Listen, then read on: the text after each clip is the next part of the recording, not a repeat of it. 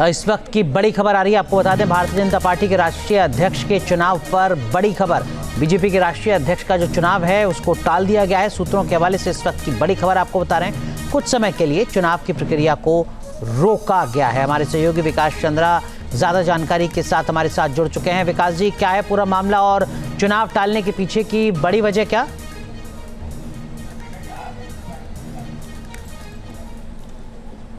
देखिए अनुराग, पहले ही काफ़ी देर हो चुका है बीजेपी के राष्ट्रीय अध्यक्ष के चुनाव में, लेकिन उसकी प्रक्रिया चल रही थी और पहले जो जानकारी मिली थी कि उसके मुताबिक 10 मई तक ये पूरी प्रक्रिया हो जानी थी। लेकिन ये पहलगाम की घटना के बाद से पार्टी के अंदर एक नई हलचल है और इसको रोक दिया गया है। और इसके पीछे सबसे बड़ी वजह ये बताई जा रही है कि एक तरफ देश एक साथ दिखाई दे रहा है पहलगाम और आतंकवादी घटने के ऊपर, और सरकार अपने एक्शन में है। तो बीजेपी के रणनीतिकार ये नहीं चाहते हैं कि ये मैसेज जाए कि देश पाकिस्तान के साथ उलझा हुआ है, इतनी तनावपूर्ण स्थिति है, पूरे देश में गम है, जो लोग मारे गए और पार्टी उलझी हुई है अपने राष्ट्रीय अध्यक्ष के चुनाव में। तो इसलिए फिलहाल इस प्रक्रिया को रोक दी गई है कि जब तक माहौल ठीक नहीं हो जाता है तब तक इस प्रक्रिया पर कोई काम आगे नहीं बढ़ेगा। और अगर मैं सही हूं तो प्रदेश अध्यक्षों को लेकर भी चुनाव होना था, क्या वो प्रक्रिया भी टाल दी गई है? के अंदर काम होते हैं वो होते रहेंगे।